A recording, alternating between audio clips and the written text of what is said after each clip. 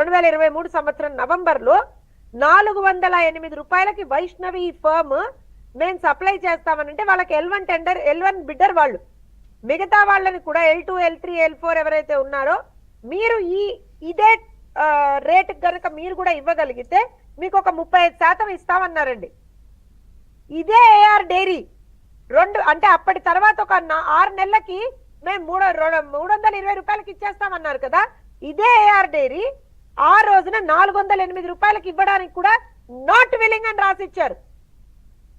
6 నెలల్లో ఏమైందండి? ఎలా వస్తాడండి వాడు తక్కువకి? ఏం జరిగింది చెప్పండి? తమాషాలు ఆడారు వాళ్ళు దేవుడితో, అవునా కదా? మీరు ఇప్పుడు ఈ అంశాలన్నీ కోర్టు దృష్టికి ఎలా తీసుకెళ్తారు? ఇప్పుడు మీరు చెప్పిన ఎజంప్షన్స్ అని అంటారు ఏంటి ఇది చంద్రిక్ గారు? నేను మొన్న ఒక మహానుభావుడు ప్రబుద్ధుడు ఆ పార్టీలో ఉన్నటువంటి వాడు ప్రాస కలుపుతూ ప్రెస్ మీట్ పెట్టేసి ప్రాస కలుపుతూ అసలు వాళ్ళ పార్టీ ఆఫీస్ లో ఎలా రిలీజ్ చేస్తారన్నారు. దిక్కుమాల సన్నాసులకు తెలియదు ఏంటంటే అవన్నీ కూడా వెబ్సైట్స్ లో అవైలబుల్ ఉన్నాయండి. నిన్ననే చెప్పాను నేను వేరే ఛానల్లో.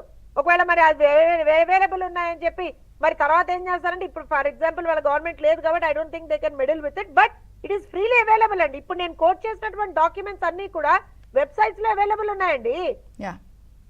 సో ఇవేం మనం కొత్తగా క్రియేట్ చేయవసరం లేదు. వాళ్ళు చేసిన దొంగతనం అక్కడే ఉంది. ఇంకో విషయం చెప్తాను.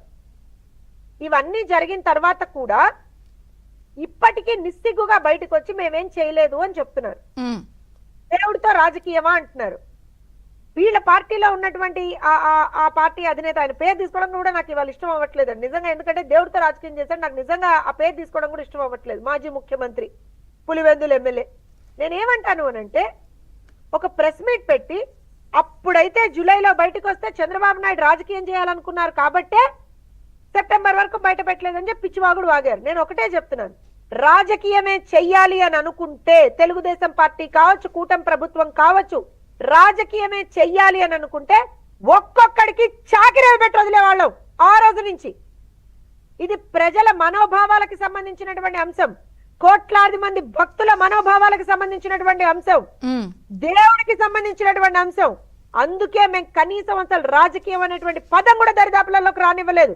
ఎప్పుడైతే ముఖ్యమంత్రి గారి దృష్టికి వచ్చిందో ఆయన వెంటనే దానికి సంబంధించినటువంటి ఆ ఎక్స్పర్ట్ కమిటీస్ వేయడం కావచ్చు, విజిలెన్స్ ఎంక్వైరీ వేయడం కావచ్చు, ఇవన్నీ స్టార్ట్ చేసేసి అసలు ఏం జరిగింది, ఎక్కడ తప్పు జరిగింది కూలంకుషంగా ప్రతిదీ కనుక్కొని మెల్లిగా, అంటే వన్స్ ఎవ్రీథింగ్ వాజ్ అవుట్ అండి, అంటే in terms of data proofs అన్ని వచ్చిన తర్వాత అప్పుడు కూడా చెప్పకపోతే మా తప్పు అవుతుంది. ఎందుకంటే మేము ప్రభుత్వంలో ఉన్నాం.